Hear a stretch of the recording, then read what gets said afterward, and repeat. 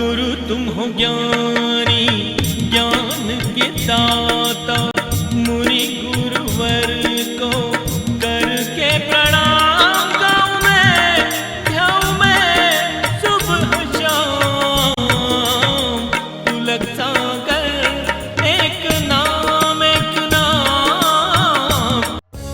इस कार्यक्रम के प्रसारण पुण्यार्जक परिवार हैं श्री सुधाकर जी अग्रवाल, जितेंद्र कुमार सुधाकर जी अग्रवाल, ट्रस्टी जिन शरणम तीर्थ, संरक्षक पुलक मंच परिवार श्री रामपुर, सौभाग्यवती प्रिया जितेंद्र कुमार अग्रवाल, अध्यक्षा पुलक मंच परिवार श्री रामपुर, राष्ट्रीय शिक्षा मंत्री पुलक मंच परिवार, संयोजिका जिन शरणम छात्रावास, अध्यक्षा आचार्य शांति सागर पाठशाला श्री रामपुर, कुमारी समृद्धि चिरंजीव सार्थक अग्रवाल परिवार श्री रामपुर, जैन एग्रो इंडस्ट्रीज, निर्माता कॉटन सीड ऑयल और एग्रो उत्पाद, plot number A180 MIDC Shri Rampur, जिला अहमदनगर, महाराष्ट्र।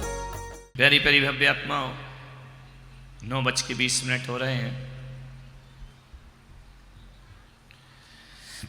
उत्तम संयम का दिन है। संयम का मतलब है अनुशासन। संयम का मतलब है पाश्विक वृत्ति से ऊपर उठ जाना, मानवीय वृत्ति में जीना। संयम का अर्थ है मर्यादा। संयम का अर्थ है संस्कृति। संयम का अर्थ है सभ्यता। संयम का अर्थ है इंसानियत और संयम का अर्थ है भगवत्ता। ध्यान रखना। संयम का अर्थ है आत्मोत्थान की तरफ बढ़ा हुआ एक कदम। संयम का अर्थ है कि दो पटरियों के बीच चलती हुई रेलगाड़ी यदि थोड़ा सा भी असंयम आ जाए तो वह रेल अपने गंतव्य तक कभी पहुंचती नहीं है। एक गाड़ी अपने संयम को रख करके भागती है और मंजिल को प्राप्त करती है। जो इंसान अपने जीवन में संयम नहीं रखता है वह चलता तो बहुत है लेकिन पहुंचता कहीं नहीं है। ध्यान रखना है। उसके पास गति तो होती है पर उसके पास दिशा नहीं हुआ करती है। किसी कोल्हू के बैल को देखना, चलता बहुत है। कोल्हू जानते हो? पहले के जमाने में होता था, बैल उसको चलाता था, है ना सुरेश जी? कोल्हू का बैल जानते हैं वो?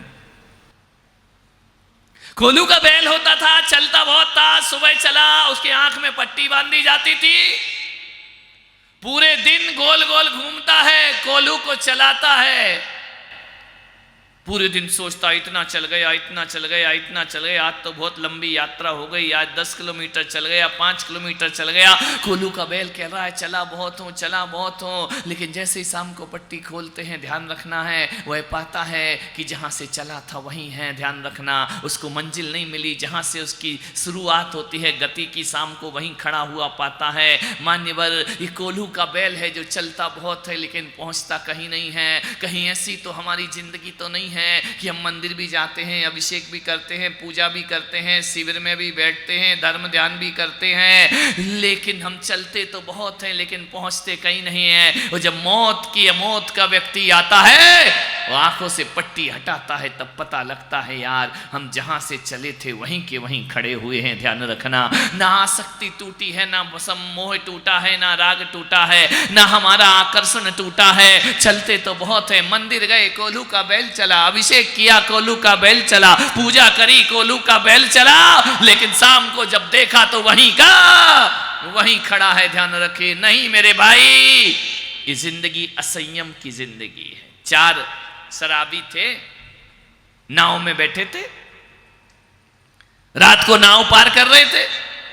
रात भर चप्पू मारे।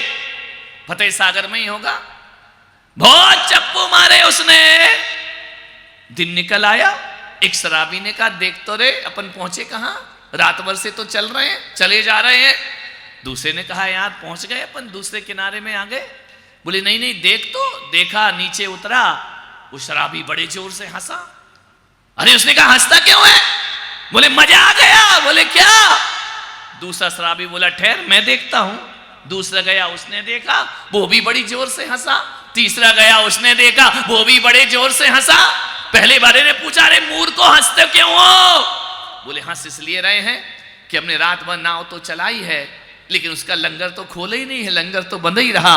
रात भर नाव चलाई लेकिन नाव आगे नहीं बढ़ी, क्योंकि जहां खड़ी थी बोले यार नाव बंदी है, वो छोड़ना तो भूल ही गए। मान्यवर, ऐसा ही हमारा जीवन तो नहीं कि हम जीवन में पापों से, घर गृहस्थी से, राग देश से मुक्त नहीं हो पाते हैं। चलते तो बहुत हैं लेकिन पहुंचते कहीं नहीं है। ध्यान रखना, ये कोल्हू के बैल की जिंदगी है। वही गुस्सा जीवन में, वही क्रोध जीवन में। एक बात याद रखना, एक आदमी मंदिर में घंटा भर पूजा करता है, एक आदमी मंदिर नहीं जाता, पूजा पाठ नहीं करता, भक्ति नहीं करता है, लेकिन 1 घंटे की पूजा के बाद देखना जो जीवन उस आदमी का है वही जीवन उस धार्मिक आदमी का हुआ करता है। उसे भी जमीन चाहिए, उसे भी दौलत चाहिए, उसे भी रुपया चाहिए। मंदिर से निकलने के बाद 1-1 इंच जमीन के लिए झगड़ा हुआ करता है। मान्यवर, संयम संयम।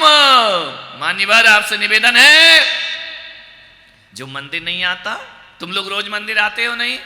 बोलो हाथ उठाओ, कौन कौन रोज मंदिर आता है? क्या बात, इतने पूरा पंडाल रोज मंदिर आता है। कितनी देर लगाते मंदिर में? बोलो 1 घंटा? बहुत फालतू है यार, 1 घंटा लगा रहे हो। 10 मिनट, 15 मिनट, 20 मिनट, 1 घंटा। 1 घंटे मंदिर में रहा आदमी, पूजा की, पाठ की, अम्मा ने बहुत अभिषेक किया, अर्घ्य चढ़ाए, 5-5 पूजा कर ली, लेकिन जैसे ही घर गई बहू पे बरस पड़ी। अभी तक सो रही है, 9 बज रहे हैं, मैं पूजा करके आ गई, मैं पाठ करके आ गई, अभी तक सो रही, कहाँ की लिखी? अब बताओ, ये पूजा पाठ है। 1 घंटा मंदिर में क्या किया? 1 घंटा मंदिर में किया।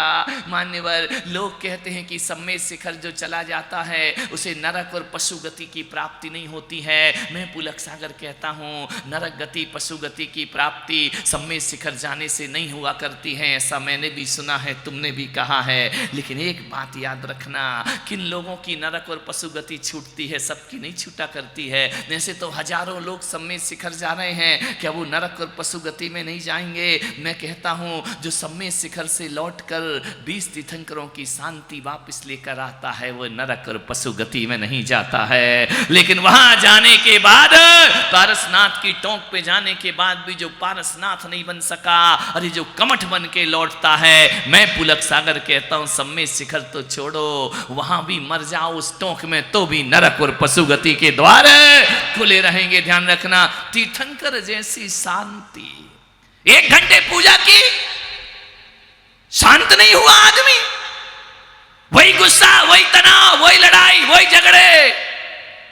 तो फिर आज की युवा पीढ़ी कहती कि मंदिर जाने से मतलब क्या है? क्या मतलब है? हमारी अम्मा रोज मंदिर जाती, दादी रोज मंदिर जाती है, मम्मी रोज मंदिर जाती है, लेकिन घर में झगड़ा करती है, लड़ाई करती है, द्वेष भाव रखती है, छल कपट करती है, देवरानी से ईर्ष्या करती है, घर में प्रेम नहीं करती है। एक पढ़ा लिखा आदमी से आज मंदिरों में झगड़े चलते हैं, देखना कोर्ट कचहरी चल रही है, भगवान भी कटघरे में जाकर के खड़े हो गए। ध्यान रखना है, मंदिरों में चुनाव के लिए झगड़े होते हैं, ट्रस्टी के लिए झगड़े होते हैं, व्यवस्था के लिए झगड़े होते हैं। मान्यवर, एक पढ़ा लिखा आदमी सोचता है यार यही तो घर में चल रहा और यही मंदिर में चल रहा है, तो मतलब क्या है ऐसे मंदिर जाने से? ध्यान रखिए, एक अम्मा जाती है मंदिर, पूजा करेगी, पाठ, और घर में बरस पड़ेगी बहू पर, अभी तक सो रही है, चाय नहीं बनाया, नाश्ता नहीं बनाया, मैं 1 घंटे से मंदिर से होके आ गई, लेकिन अभी तक सोई हुई है, बरस पड़ी। अब बताओ बहू क्या सोचेगी? बहू क्या सोचेगी? बहू तो ये सोचकर लेटी थी कि अम्मा जी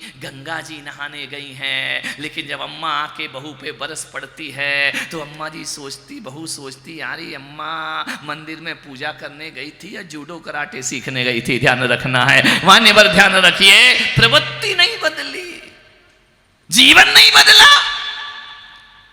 अरे मंदिर जाना उसका सार्थक है जो क्रोध का जवाब क्रोध से ना दे सके, समझना उसने भगवान की पूजा कर ली, भक्ति कर ली। जो जीवन में ईर्ष्या छोड़ दे वह ईश्वर को प्राप्त हो जाया करता है। ध्यान रखना है। आपसे मेरा निवेदन है, आग्रह है, मंदिर जाओ तो कम से कम 1-2 घंटे तो मंदिर जैसे, भगवान जैसे शांत रहो। ध्यान रखना, मंदिर में ही बड़बड़ शुरू, मंदिर की सीढ़ियों में बड़बड़ शुरू, हर जगह अशांति ही अशांति। मेरे भाई, ऐसी गंगा नहाने से क्या फायदा? ध्यान रखना, जीवन संयम में आना चाहिए, बदलना चाहिए। एक सास कैसी होना चाहिए? लड़ झगड़ के मंदिर जाए, बहू से लड़े झगड़े, भाई भाई लड़े, देवरानी जिठानी लड़े, मैं मना नहीं करता हूं, लेकिन जब मंदिर जाए और मंदिर से जब लौटे ना, तो एक बात याद रखना उदयपुर वालों, कि ज्वालाबाई बन के जाना और शांति भाई बन करके लौटना, तो मंदिर जाना सार्थक और सफल हो जाया करता है, ध्यान रखना है। आदमी यदि घर से क्रोध में तमतमाता हुआ मंदिर जाए, तो मैं पुलक सागर कहता हूं कि अंगारा बन के जाना और जलधारा बन करके लौट आना, तुम्हारा अभिषेक करना सार्थक और सफल हो जाया करता है। जलधारा बनो, ओ ज्वालाबाई, शांतिबाई बनने का प्रयास करो। मान्यवर ध्यान रखिए, जब तुम्हारी बहू देखेगी अच्छा मम्मी गई थी तो ज्वालाबाई बनकर गई, लौट कर आई तो शांतिबाई बनकर आई, अच्छा मंदिर से इतनी शांति मिलती है, कल से मैं भी मंदिर जाऊंगी और भगवान के दर्शन करूंगी। ध्यान रखना है। लोग कहते हैं युवाओं ने मंदिर आना बंद कर दिया है, मैं कहता हूं युवाओं ने मंदिर आना नहीं किया, बूढ़ों के व्यवहार ने लोगों को बुलाना बंद कर दिया है। ध्यान रखना है, आपके व्यवहार ऐसे हैं, अरे ऐसे काम मत करो कि लोग मंदिर आना छोड़ दें, ऐसे काम करो लोग मंदिर आना शुरू कर दे तुम्हारे जीवन में, तो तुम्हारा मंदिर आना सार्थक और सफल होगा। ध्यान, कितनों को मंदिर छुड़ाया ये महत्वपूर्ण नहीं है मेरे भाई, कितने मंदिर आने लगे ये जीवन में महत्वपूर्ण हुआ करता है। ध्यान रखना है। लोग कहते हैं बच्चे मंदिर नहीं आते हैं, तुम्हारा व्यवहार नहीं लाने देता उनको मंदिर, थोड़े तो चेंज हो। आज बुद्धू बच्चे पैदा होना बंद हो गए हैं, ध्यान रखना। बड़े इंटेलिजेंट बच्चे पैदा होते हैं हिंदुस्तान में 21वीं सदी में। ये कंप्यूटर और इंटरनेट की औलाद है मेरे भाई, ध्यान रखना है। इनको धर्म गुरु बाद में मिलता है, गूगल गुरु पहले मिल जाया करता है। ध्यान रखिए, आपसे मेरा निवेदन है, ऐसे ऐसे बच्चे पैदा हो गए। अब ये मूर्ख नहीं है कि तुम इनको बुद्धू बना सको। ध्यान रखना है, 21वीं सदी का पढ़ा लिखा आज की युवा पीढ़ी वो सब कुछ समझती है। ध्यान रखना, तुम कितना धर्म करते हो नहीं करते, तुम्हारे नाती पोते समझते हैं तुम कितने धर्मात्मा हो। ध्यान रखिए, आपसे मेरा निवेदन है, अब बुद्धू बच्चे पैदा होना बंद हो गए इस हिंदुस्तान में। इसलिए बच्चों को, आने वाली पीढ़ी को सुधारना है तो सबसे पहले हमें अपने आप में धर्म को स्वीकार करना पड़ेगा। आज उत्तम संयम धर्म है। संयम रखो, मन पर, वचन पर, काया पर, अपनी सोच में संयम रखो, अपनी क्रियाओं में संयम रखो। हर जगह संयम होता है। मैं एक बात बताऊं मान्यवर, आपसे निवेदन है, आप दुकान जाते हैं, व्यापारी लोग भी यहां पर बैठे हुए हैं, सर्विस क्लास भी बैठे हुए हैं। यदि 10 बजे ऑफिस जाना है तो 10 बजे पहुंचोगे या नहीं? बोलिए, कि 11, 12, 1, 2 बजे पहुंचोगे? कब पहुंचोगे? 10 बजे पहुंचोगे ना। 1000 काम छोड़ के आदमी ऑफिस जाता है, 1000 काम छोड़ के आदमी दुकान जाता है, ये 10 बजे ही पहुंचना यही संयम कहलाया करता है। ध्यान रखना कि मेरे वक्त का संयम है, मेरे समय का संयम है। एक बात बताओ, मेरे कमरे में लोग आते, धड़ाधड़ पीटना शुरू हो जाते, महाराज हम आ गए, महाराज हम आ गए, दर्शन दो, दर्शन दो। मेरे भाई बताओ, जब तुमको दिल्ली जाना हो तो एयरपोर्ट में कितने घंटे पहले पहुंचते हो? बताइए। 1 घंटे पहले पहुंचते हो, नहीं पहुंचते हो? और वहां का 1 घंटे क्या करते हो? वहां जाके क्या करते हो अंदर? मैं तो आज तक गया नहीं, मैं तो अपनी जिंदगी में हवाई जहाज उड़ते ही हुआ देखा है, पास से आज तक नहीं देखा है, और मैं देखना भी नहीं चाहता हूं। क्या देखना है? और जब से अहमदाबाद कांड हुआ तब से तो और देखना नहीं चाहता हूं, नहीं जाने कब अपने ऊपर गिर जाए, क्या भरोसा है। मान्यवर, 1 घंटे पहले आप पहुंचते हो, ये संयम है, ये नियम है, ये कानून है। इस संयम का पालन नहीं किया तो ध्यान रखना आपको एयरपोर्ट में प्रवेश नहीं मिलेगा। ध्यान रखिए, आपसे निवेदन है, जीवन में भी संयम होना चाहिए। एक सेठ था, वो एक संत के पास पहुंचा अपनी सेठानी के साथ। बहुत दुखी था सेठ, परेशान था सेठ, दौलत थी उसके पास, इतनी दौलत थी कि शायद राजघराने में इतनी दौलत ना हो जितनी दौलत उस सेठ के पास थी। इतने जवाहरात, हीरे, माणिक, मोती उसके भंडार में भरे पड़े रहते थे। उस सेठ के पास 20 नौकर चाकर थे। अपनी पत्नी से बहुत प्रेम करता था, इतना प्रेम कि एक दूसरे के बिना रहते नहीं थे। लेकिन दोनों के जीवन में एक दुख था, एक पीड़ा थी, एक दर्द था, एक कसक थी। दौलत होने के बाद भी जीवन दुखी था। उन्होंने एक संत के पास गए दर्शन करने, जिनालय में मुनि महाराज बैठे थे, आंसू ढुलकाए। मुनि महाराज ने कहा, सेठ होके रोते हो? ए नगर सेठ, तुम्हारे पास किस चीज की कमी है? बोले, महाराज आप तो अवधि ज्ञानी हैं, आप सब कुछ जानते हैं। हमारे पास सब कुछ है, पर एक चीज हमारे पास नहीं है। मुनि ने पूछा, क्या नहीं है? बोले, हम दोनों पति पत्नी में बहुत प्यार है, दौलत बहुत है, किसी चीज की कमी नहीं, मगर एक कमी हमें रात दिन सालती है, रात दिन एक टीस बन करके जीती है। सेठानी की तरफ संत ने देखा कि तुम्हारी आंख में आंसू क्यों है? सेठानी ने कहा कि महाराज, मुझे दौलत का सुख मिल गया, पति का सुख मिल गया, संपदा का सुख मुझे प्राप्त हो गया, लेकिन गुरुदेव मैंने धर्म का सुख भी प्राप्त कर लिया। मुझसे जो जो कहा मैंने सब कुछ किया, हर चीज को खुश होकर किया, लेकिन एक दर्द मेरे सीने में है, वो दर्द जाता नहीं गुरुदेव। रात को चैन ना दिन को चैन। संत ने कहा, क्या पीड़ा है सेठानी? बोले, हमको संतान नहीं है, एक पुत्र होना चाहिए।